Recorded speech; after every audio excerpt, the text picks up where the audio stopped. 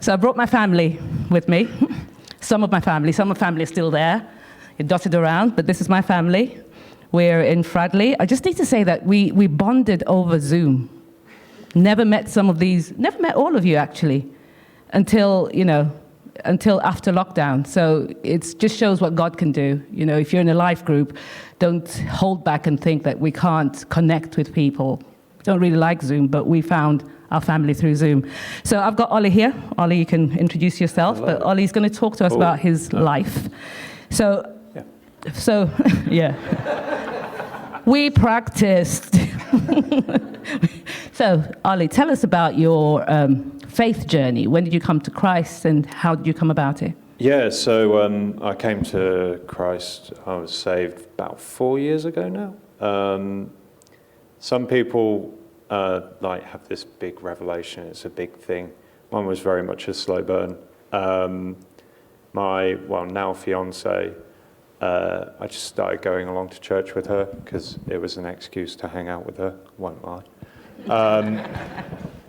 And then slowly and surely I started listening into the churches, and then I went on a weekend away with them and came to Christ there. So yeah, it wasn't a big reveal kind of thing. It was very much a slow burn.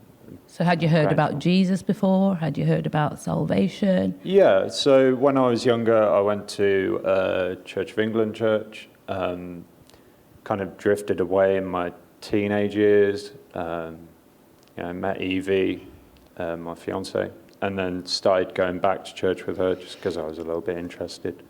I'm an inquisitive person, so yeah. So what would you say was your biggest revelation once you made that step to say yes to Jesus? How tough prayer is. Right. Like when you're a kid, when you're a child, you have your morning prayers and you just say them and they become, you don't really understand them fully, Ever since becoming a Christian, you suddenly realize, there's a lot you can pray for. What do I pray for? Am I getting the balance right, So I found that, especially during when I first became a Christian, I found myself praying more for forgiveness and guidance rather than thanking and praising God for everything he's done for me, which is something I still need to do more, I won't lie. But yeah, I find it difficult finding the right balance between those prayers, yeah. So we were talking about this earlier, and we were saying it's very easy to make, not very easy, but sometimes it's easy to make that decision, but to get plugged in, jump in and be in a community. What made you move from just, yes, Jesus? Yeah, so I was just attending a normal church service, and it was talking about serving and stuff like that, and it suddenly dawned on me that actually if I want to grow as a Christian, I also need to, invest in the church that I'm in. And so whether that's by serving elsewhere or doing these talks, it's a great way to develop your faith because, for this I've gone into the scriptures, I've actually read through it, I'm not just receiving, I'm now giving, which is a very different thing to just sitting in the crowd, in the congregation, just listening. Yeah. And this question you really hated, but I'm going to ask it anyway. What would you say is your life verse? And I think for me as well, I'm not saying there's only one, isn't it? It just depends on the season. Yeah. So what's the flavor of the season in terms of verses for you? So obviously, we've all been through a pandemic. I'm not sure if you noticed. But yeah, no, I found myself going to James a lot during that book. Yeah, the book of James, during that time, especially chapter 1, verses 2 and 4. Consider it pure joy, my brothers and sisters, whenever you face trials of many kinds, because you know that the testing of your faith produces perseverance. Let perseverance finish its work, so that you may be mature and complete, not lacking anything. I found that very supportive during COVID, because it was a massive trial, and there are trials of all kinds, but that one was a particularly large trial that we had to overcome. So what would you be an encouraging line your elevator pitch for the church in terms of... Stick with it. Stick with it, yeah. You know, life throws everything at you. You know, when I first became a Christian, I had this naive thought that things would be simpler. And it was. You know, my mind was a lot clearer. But then there were other challenges that I had to overcome and other trials I had to face.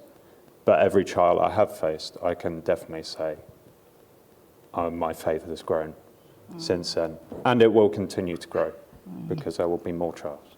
Love it. We could talk forever, me and you, Ollie. Yeah, we need to give Mark. Mark's got a word. Sure. I keep putting pressure on Mark. Thank you, Ollie. Thank you. I mean, you keep talking if you want, Ollie. I don't mind. It's fine with me. Every time I saw Mark, I said, you bring a word of the Lord. And then you put pressure, Leah. No pressure there. So yeah, I am Mark. So I was thinking over the last couple of weeks what to try and bring, what to try and share. And I had an idea come into my head. And it's something that every single person in this room will have had at some point in their life. And it's the idea of having a childlike heart. So assume you were all children at one point in your life, and perhaps still are. You'll have all had that at some point. There's a Bible verse that came to mind as well. Jesus says in Matthew 18, verse 3, "Truly I say to you, unless you turn and become like children, you will never enter the kingdom of heaven." Although I don't have kids, I work with kids a lot, and so I see various different behaviours of kids. I'm sure many of the people in the room have kids themselves. It always amazes me how children, particularly young children, they always know where to go to get what they need. You know, if they're hungry, like I was frequently as a child, just because I liked food, not because my mum didn't feed me, they'd always know to go to parents, like to go where to get food. You know, if a child falls over, they run straight to mum or dad or whoever it is, and there's an expectation that they have. They assume they will be loved, they will be cared for, they will be provided for. They don't question what mood they're in. They don't question whether or not they're feeling up for it. They don't go, "Mummy, if it's okay with you, would it possibly be okay if I have a drink, please?" Has anyone got a child like that? I don't imagine anyone does. I feel like normally it's more like, "Mummy, I want a drink." So I'm assuming that's more like what it is. But you know, our Father in heaven, he's always in the mood. He's always ready to give. Yeah, so good. So yeah, he's always wanting to give good things to us. There's another verse that came to mind from Matthew 7, verses 9. And it goes, "Or which one of you, if his son asks him for bread, will give him a stone? Or if he asks for a fish, will give him a serpent? If then you who are evil know how to give good gifts to your children, how much more will your Father in heaven give good things to those who ask him?"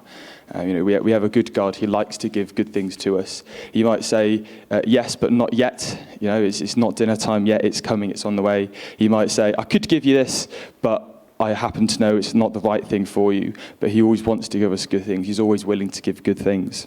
And I think it's always good to come with that kind of expectation that God wants to give us good things. They're not just there out of reach, that he actually wants to give them to us.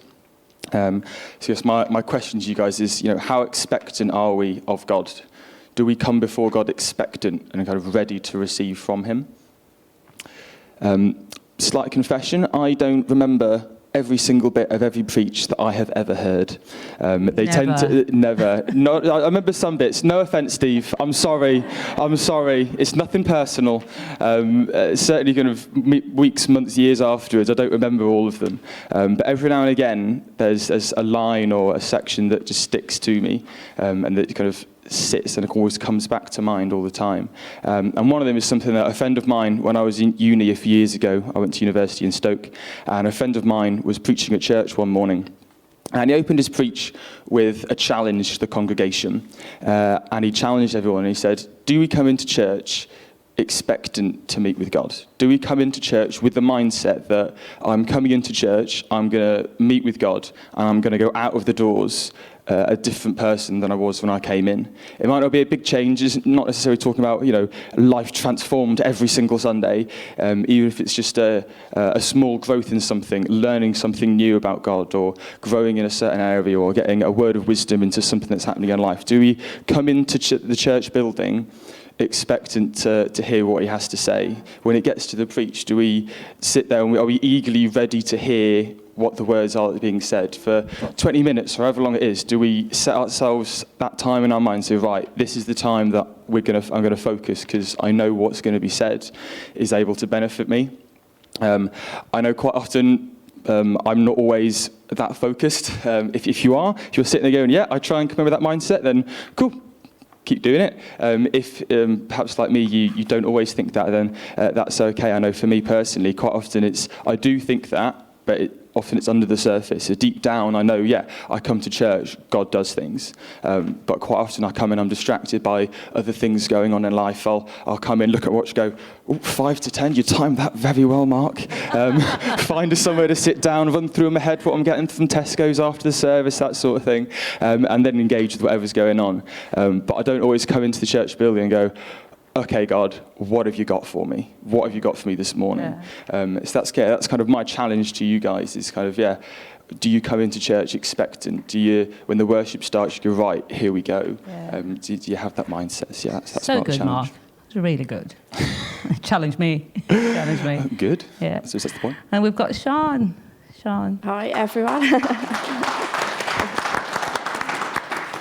Doing pretty well, getting in at 5 to 10, Mark. I think that's pretty impressive. We're happy if we get here at 5 past 10. So yeah, I'm Sean. I want to talk about last year when my friend went missing. My family, my friends and life group were a huge support in such an upsetting time. People from across the community and beyond came together and pulled together to help find my friend. Church friends and my life group prayed for my friend and her safe return. And when she was found, they all rejoiced, genuinely rejoiced, and continued to pray for her.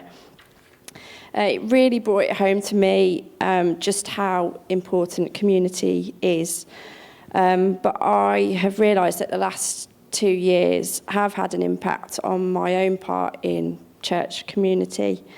I have got out of the habit of coming to church and of meeting in person with my friends and fellow Christians. In Hebrews chapter 10, verses 24 to 25, it says, and let us consider how we may spur one another on towards love and good deeds, not giving up meeting together, as some are in the habit of doing, but encouraging one another, and all the more as you see the day approaching. So this letter was written almost 2,000 years ago. It could be written about this exact situation. It's a call to persevere in faith, nicely done from what Ollie was saying, in the face of adversity, and it stresses the importance of fellowship. I know that I would not be, I wrote stood, but I'm sat. I'm stood, I wouldn't be sat here, stood in front of you as a Christian, were it not for the support and encouragement of my family, friends, and life group. I think most of you would agree that the development of your faith has, in some part, probably a big part, been down to the support and encouragement of other Christians, and I know that's true for me. They might even push you outside of your comfort zone and get you to talk in life group takeover. We're not supposed to do this alone. That's not what God intended for us. We are called to come together, to spur each other on in this journey of faith, which is ultimately part of what Jesus commanded of us. Love one another as I have loved you. Thank you. So good. So good. So good. Thank you, guys. Thank you. So we created a bit of space at the end with all the words that we've spoken as a life group. We just want to make sure that we create space for us to pray at the end. So do you want to come up? Thank you, guys. Thank you. So I think I asked Steve, I don't know if I did, but I just said that, there'll be leaders around. If you want to pray for something, if you want prayer for something, then we're just hoping that this space that we've created, I don't know where they'll be, dotted around, if you just grab somebody and say, I need some prayer, and they'll kind of lead you through. But for us, you know, sometimes when you think of our life is like a journey in a plane. If you get in a plane and you're going to a destination, you know you're buying a ticket because you're going to a destination. But normally sometimes when you come to the landing, when you know, the pilot will say, we're about to arrive, 5 minutes, and then suddenly that 5 minutes turns into 10, into 15, and it feels like you're going round in circles. And when you read about it, you find that there's a pattern in which the plane flies, and it's normally in an 8, you know, in a figure of an 8. I don't know why 8. But then the controller says this to the pilot. It says, maintain holding pattern until I tell you to land. Maintain holding pattern until I tell you to land. I feel like God is saying to us this morning that there's some things we've been waiting for. You know, there's some things you've been praying for. We've been waiting for some breakthrough. But what God is saying to us in this space is maintain holding pattern until he tells you to land.